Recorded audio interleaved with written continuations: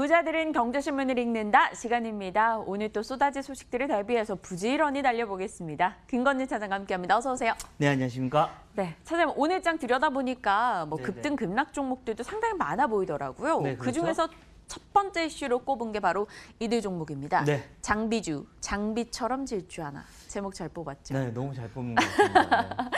네. 자화자찬이죠? 네. 네. 원익 IPS랑 AP 시스템이 동반해서 올라가고 외국인이 매수를 하더라고요. 그래서 뭐가 있을까 또 들여다봤어요. 삼성전자가 반도체 제조 공정 독립에 첫 발을 내딛었다. 새 장비 기술을 도입해서 전 공정 열 처리를 도입한다. 국내 반도체 장비 업체는 일본 우려 제한적이다. 여러 가지 의견들이 섞이고 있더라고요. 이들 종목군 어떻게 보시는지 궁금해요. 우선은 또 지금 현재 분명히 긍정적인 모습은 맞습니다. 그런데 좀 이 고민을 해야 될 게 최근에 좀 주가가 생각보다 괜찮았다라는 생각을 하셔야 될 것 같습니다.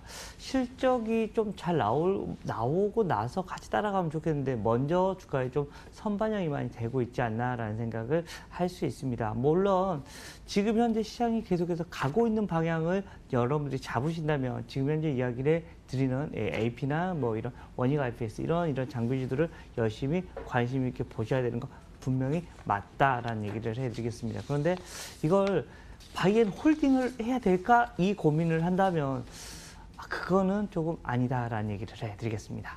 네, 장비주에 대한 의견을 저희 받고 있는 가운데 지금 금리 결정 소식이 전달됐습니다.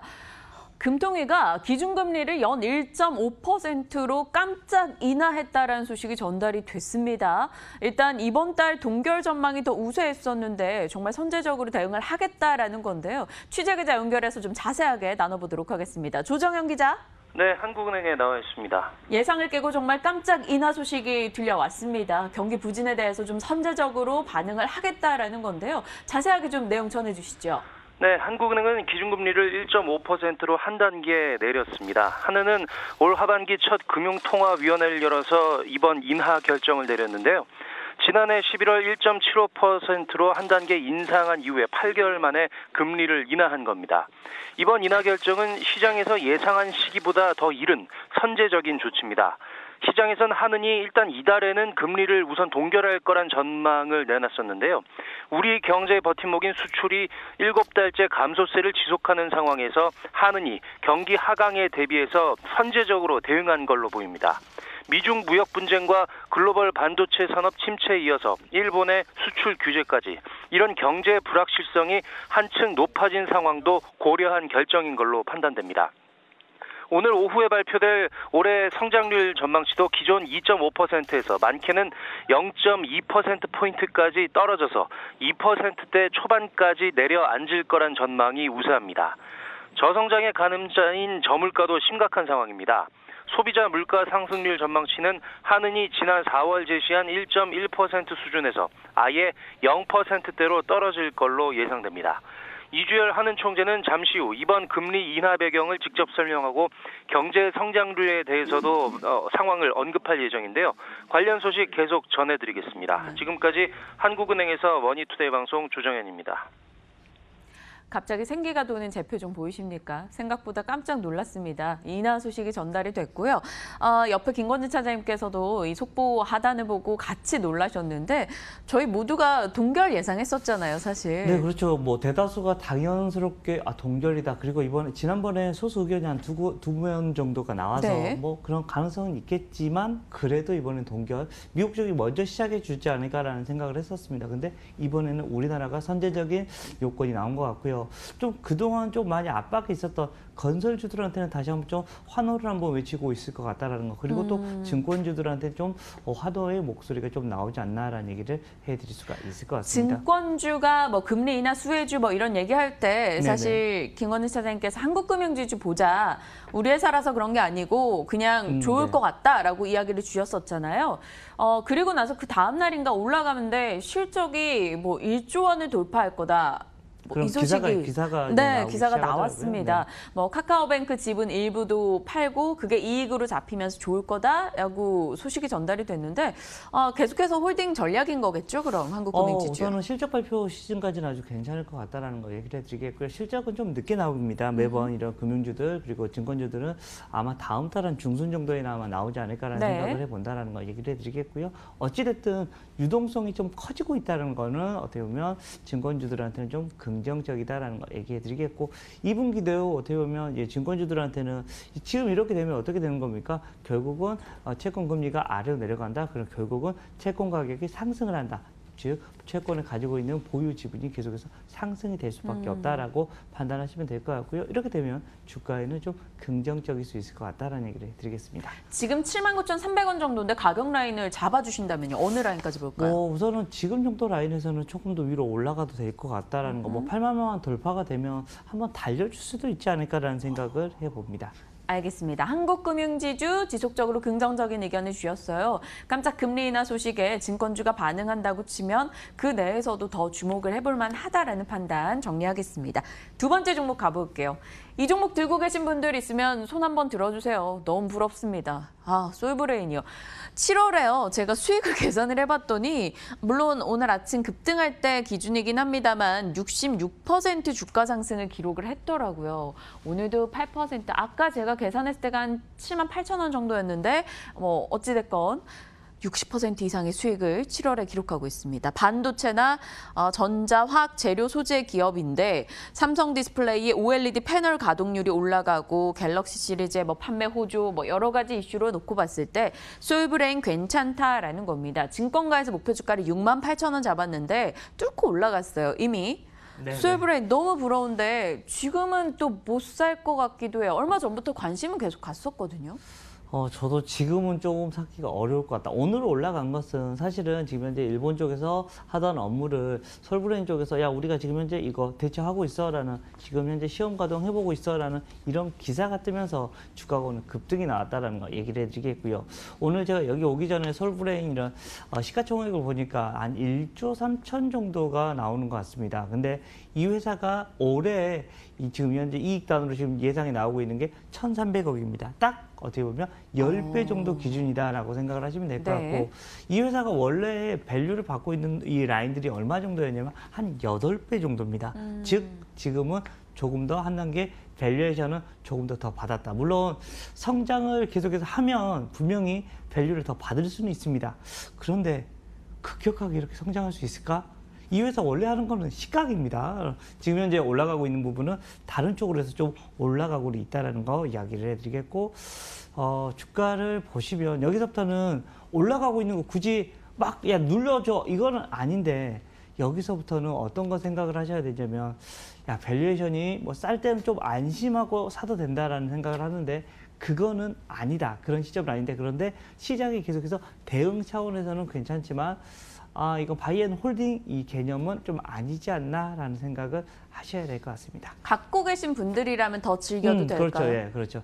아직까지 가지고 계신 분들은 빠지기 전까지는 계속해서 가져가셔도 된다. 그렇지만 신규 진입자들은 조금 여기서부터는 손을 좀 작게 그리고 손절 라인은 무조건 잡고 대응하시는 게 좀 더 낫지 않나라는 얘기를 드리겠습니다. 아쉽네요. 5만 원대에 관심 두셨던 분들 참 많으실 텐데 그때도 많이 올랐다 하면서 못 사셨을 텐데 참 아쉽습니다. 하지만 또 아쉬운 건 보내줘야 또 새로운 걸 맞이할 수 있지 않겠습니까? 솔브레인 일단 보유자분들의 영역인 걸로 정리하고 김건희 차장의 의견은 지금 굳이 매수한다면 정말 짧은 대응을 각오하고 들어가 보자 의견 주셨습니다. 다음 종목 가보겠습니다. 다산 네트워크스입니다. 어제 외국인의 매도 엄청 나왔었죠. 급락이었습니다. 이 종목이 오늘 장에서는 일단 빨간불을 켜고는 있어요. 1.87% 기록을 하고 있는데 어제 이슈가 있었죠. 하나금토에서 다산 네트워크스 목표 주가를 33% 하향했습니다.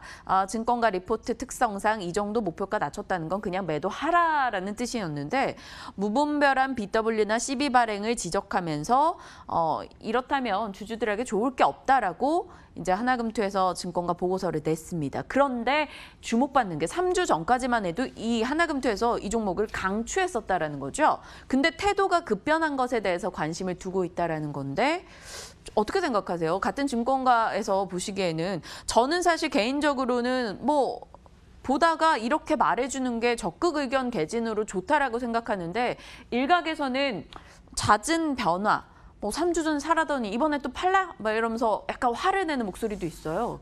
뭐 주가가 상당히 많이 올랐긴 했습니다. 정말 계속해서 많이 올라갔고 다산 네트워크스도 결국은 5G 관련된 주식으로 편입이 되면서 주가가 상당히 많이 올랐다. 근데 지금 현재 회사에서 하는 측에 조금 잘못되어 있는 거, 아니 뭐 잘못됐다기보다는 자본을 좀 뭐 삼자 배정이나 이런 걸로 해서 좀 자본을 끌어당겼으면 좋겠는데 지금 현재 CB나 BW는 뭐냐면 결국은 기존 주주들한테 어떻게 보면 식각을 시키는 겁니다. 계속해서 어떻게 보면 주주들한테 좀 안 좋은 영향을 미칠 수밖에 없다. 그리고 좀 내용이 정확하게 야 우리가 뭘 하기 위해서 이렇게 해라고 하는 게 아니라 뭐냐면 운용 자금입니다. 야, 회사 운영하기 위해서 우리 돈 필요해서 이거 발행하는 거야 라고 생각하시면 됩니다. 어떻게 보면 별로 그렇게 그렇게 좋은 뭐 그리고 이게 계속해서 쌓여갈수록 주주의 희석이 계속해서 돼버린다라는 겁니다. 이렇게 되면 주가에는 결코 좋을 리가 없다라고 판단을 하셔야 될 것 같고요. 뭐 다산 네트워크스 지금 현재 한 7,600원 정도인데 좀 아랫단을 좀 한 7,000원 정도로 생각을 하셔야 될 것 같습니다. 그리고 어제 너무 많이 하락을 했었으니까 그나마 오늘 좀 반등이 나오고는 있다. 그런데 여기서 막 바로 치고 가기에는 좀 시간이 걸린 다음에 다시 올라갈 확률이 좀 높아 보입니다. 실적이 분명히 잘 나오기 때문에 자본을 끌어당기는데 다른 쪽도 분명히 있었을 건데 조금은 좀 아쉬운 어떻게 보면 의사 결정이지 않았을까라는 생각을 해볼 수 있을 것 같습니다. 증권가 같은 의견으로서 이렇게 적극 의견을 네네. 개진하는 게 나을까요? 아니면 그냥 강추했다가 아니네 하면 슬 그냥 내리는 게 나을까요? 우선은 저는 적극 이렇게 얘기라도 해주면 좋습니다. 정말 그쵸. 막 좋다 하다가 나쁜 게 발견됐을 수 있잖아요. 실제로 뭐 발견이 딱 됐어요. 근데 갑자기 레포트가 안 나옵니다. 전화를 해보면 개인 투자자나 뭐 이런 전화를 안 받아줘 버리더라고요. 오. 실제로 그런 애널리스트들을 제가 여러 명 봤기 때문에 이번에 조금 이슈가 됐었던 그런 종목들 있지 않습니까? 네. 뭐 실제적으로 뭐 코롱 뭐 이런 그런 애들 뭐 그런 애들 적극 매수였었거든요. 걔들은요. 그냥 뭐 그랬는데 갑자기 연락이 안 돼. 너희들 뭐 하는 애들이냐 그러니까 저는 어찌됐든 그 증권가가 있기 때문에 통화를 하긴 했지만 걔들이 처음에는 저도 제 신분을 좀 밝히기가 애매해서 그냥 개인 투자자입니다라면서 막 뭘 물어보고 하면 네. 걔들이 모르겠습니다 막 저는 그런 식으로 답변을 해버리더라고요. 좀 그런 경우도 있더라라는 거 조금 많이 속상하더라고요. 네. 그런 경우는 좀 어찌됐든 그런 저보다는 더 많이 알 거라고 생각하고 저보다 훨씬 더 많이 일을 다녔으니까 개인 투자들한테 얘기를 해줄 건데 그런 식으로 뭐 앞에서는 막 하다가 갑자기 어떤 이슈가 터져버리면 적극적으로 그러니까요. 대응을 해줘야죠. 이 회사 이렇게 돼서 이렇게 해서 이런 식입니다라고 대응을 해주는 게 훨씬 더 맞지 저도 않나라는 그런 얘기를 것 해드리겠습니다. 같아요. 네. 이별에도 예의가 있는 법이니까 꼭 뭔가 아니다 싶었으면 차라리 이렇게라도 의견 네네. 개진을 해줬으면 좋겠다라는 생각이 문득 들어서 질문을 드려봤습니다. 다음은요, 이거 짤막하게 좀 짚어볼게요. 넷플릭스죠. 미국에서 시간외 거래 주가 11% 급락 소식이 전달됐습니다. 시장에서는 2분기 글로벌 가입자 한 480만 명 될 걸로 전망을 했는데 한 280명 정도가 된다라고 보죠. 그러다 보니까 순이익이 급감할 수 있다는 우려가 등장을 한 겁니다. 프렌즈나 또 애청 프로 등이 제외가 된대요, 넷플릭스에서. 그래서 그럼 추가적으로 가입자 이탈이 있지 않겠느냐는 우려도 나오는 거죠. 저도 넷플릭스 한 달에 만 얼마씩 내고 보고 있습니다만 아쉬운 게 종종 있어요. 막 왕자의 게임도 없고 막 그런 데다가 이 프렌즈도 빠진다 그러고 그러면 정말 넷플릭스 가입자 이탈이 있지 않을까라는 생각도 살살 들고요. 자, 지금 현재 뭐 대표적인 OTT 업체잖아요. 네. 근데 이 OTT 업체가 넷플릭스 말고도 이제 다른 회사들이 우르르 생깁니다. 즉 어떻게 보면 예전에는 독점 기업이었다는 겁니다. 근데 이제는 독점 기업까지는 이제는 아닌 것 같다라는 겁니다. 실제 뭐 디즈니 쪽에서 OTT 업체를 만든다고 여러 가지 이제 OTT 업체가 생긴다라는 거. 어떻게 보면 이 컨텐츠 업체들은 사실은 좋은 패를 계속해서 들고 있는 거고요. 반대로 이런 OTT 업체들한테는 좀 경쟁이 좀 심화가 되고 있다라고 판단을 하시는 게 맞다라는 얘기를 해드리겠고요. 우리 글로벌 컨텐츠 업체들의 흐름을 보면 지금 현재 우리나라의 컨텐츠 업체들을 보면 대표적인 게 뭐예요? 바로 CJ ENM 같은 경우입니다. 주가가 어땠어요? 막 올라갔다가 쭉 내려와서 옆으로 횡보하고 있는 중입니다. 바닥권은 거의 다 나온 것 같고요. 우리가 희노애락을 하면서 락이 우리나라의 즐거움이잖아요. 이 즐거움이 계속해서 있어야 되지 않을까. 우리나라에 계속해서 소득 수준이 올라가면 놀고 먹고 즐기자를 정말 많이 해야 되는데 이런 컨텐츠 업체들이 좋아져야 된다라고 생각하고요. 악재는 거의 다 왔다. 이제는 호재에 조금씩 민감해져야 되지 않을까라는 생각. 오늘같이 좀 이러한 이슈로 하락을 했을 때 여러분들 좀 긍정적인 시각 한 번씩 가져보는 것도 그러면 나쁘지 않겠다. 미디어나 콘텐츠 관련한 종목에서 악재가 거의 다 왔다. 이제 좀 나아질 저는 거다라고. 예, 그럴 거라고 생각하고 그러면 있습니다. 관심주로 넣어둘 거예요. 지금 당장 사진 않더라도. 네, 스튜디오 드래곤 얘기를 얘기를 많이 해드리고 싶습니다. 지금 현재 시즌제로 가고 있는 것도 있고, 호텔 델루나 같은 거 혹시 보셨어요? 너무 재밌어요. 네, 이런 반응입니다, 여러분. 이걸로 마치겠습니다. 네. 알겠습니다. 스튜디오 드래곤 계속해서 관심권역에 넣어놓고 흐름을 좀 추이를 지켜보도록 하겠습니다. 오늘 다양한 이슈들 점검하면서 저희 시간 채워주셨네요. 김건진 차장과 함께했습니다. 부자들은 경제신문을 읽는다였습니다.